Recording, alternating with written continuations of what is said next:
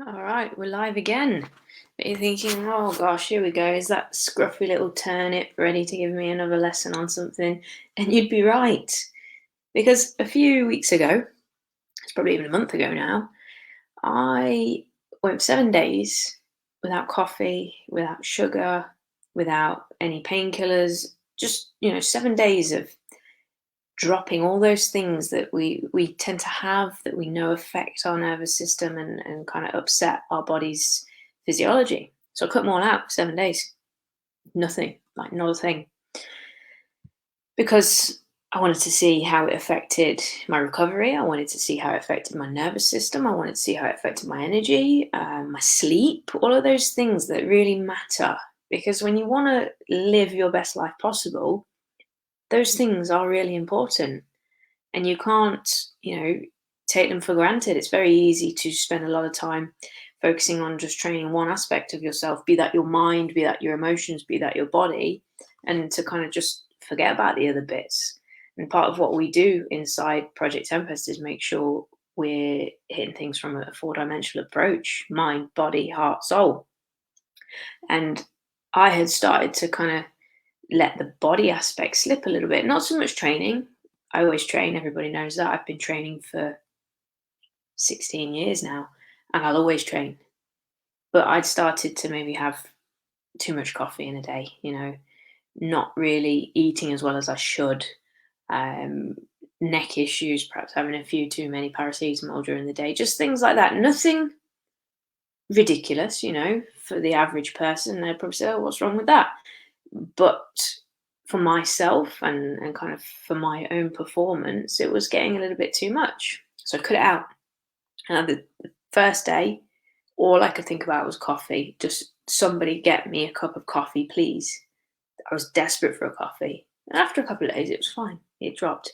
The need for coffee dissipated. And it was actually quite an enjoyable experience. And it's interesting to learn a lot about your own needs and kind of your own addiction loops and things like that. But the main lesson from this that's applicable to you is around accountability.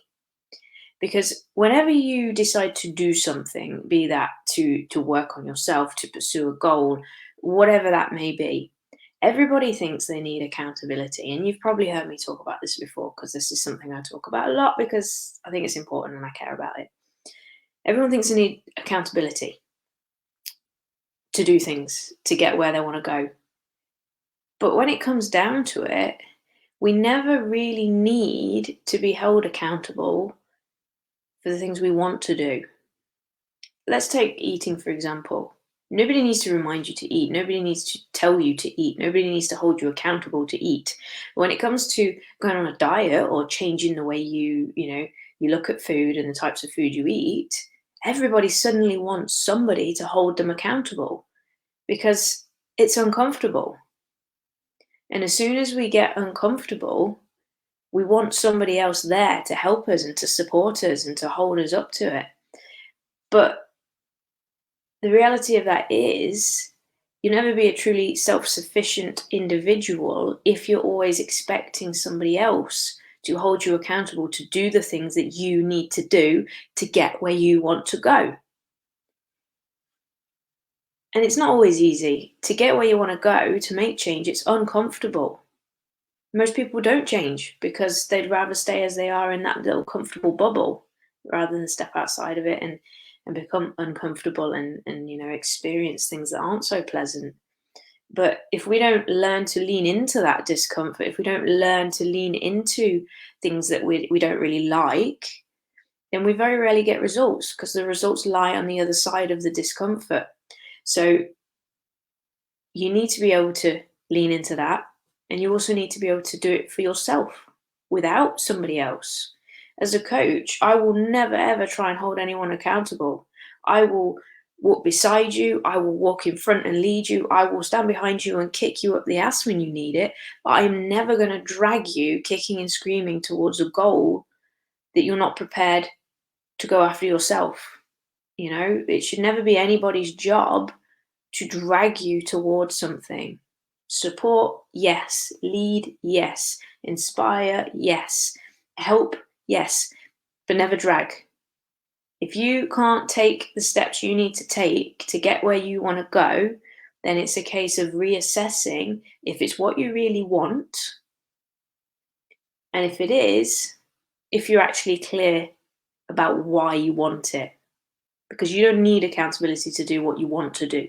You don't need accountability when you have a strong understanding of the potential results, when you have a clear vision of what it is you want for yourself. You just do the work, you do what needs doing because you know what results are there for you, because you know why you're doing it. Okay? So that's so, so important. Anyone that feels they need accountability is usually lacking a bit of clarity, and then perhaps maybe a little bit of confidence, and but those are things that can be worked on rather than expecting accountability. You can't have someone hold your hand your whole life. You have to stand up and do things for yourself. So that's where I was during my 7 days of no sugar, no coffee, no this, that, and the other. I didn't have anybody go, don't drink that coffee, don't do that. Nobody to remind me. I had to do it myself. I had to lean into the discomfort and remember that the benefits of what I was doing was going to outweigh the discomfort that I was experiencing in the moment, and that it's worth it because it's in our discomfort that we find our greatest growth. So, next time you're working on something, instead of asking for someone to keep you accountable, instead of searching for an accountability partner or finding a coach who's going to handhold, find someone who's going to go with you, someone who can lead you, walk by you, give you a push when you need it, but don't expect somebody to drag you. Because if it's what you really want and you are clear about why you want it and your reasonings for it, then you don't need to be accountable.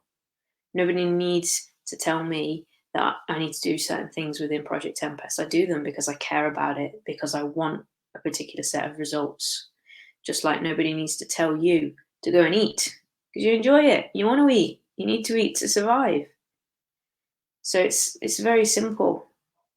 Focus on what you want, why you want it, have that level of clarity, and then take those steps. And of course, there'll be times where you don't feel like doing things. And of course, there'll be times where you perhaps don't have the confidence to do things. But motivation, confidence, momentum, all of those things can be worked on. And if you work on those, you improve them, you'll never need accountability. So that's why training yourself, becoming a better human, is the path to what you want. Because as you become better, you do better, then you can have better. It always goes back to that be, do, have concept. So the main message from today's long-winded rant is that if you want something and you're clear on why you want it, you'll never need accountability. If you feel like you need someone to hold you accountable, then you need to reassess what it is you're doing and why you're doing it. So yeah, that's today's message. If anybody else has ever gone for 7 days without any caffeine or anything like that, let me know what results you had. I enjoyed the process. This isn't coffee, by the way.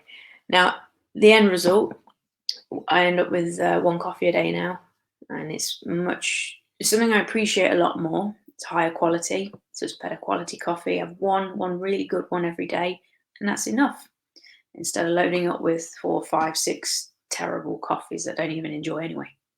So yeah, let me know if you've ever done anything along those lines and what kind of experience you had, and let me know your thoughts on accountability, because I know there's a lot of people out there who are seeking accountability partners, accountability coaches.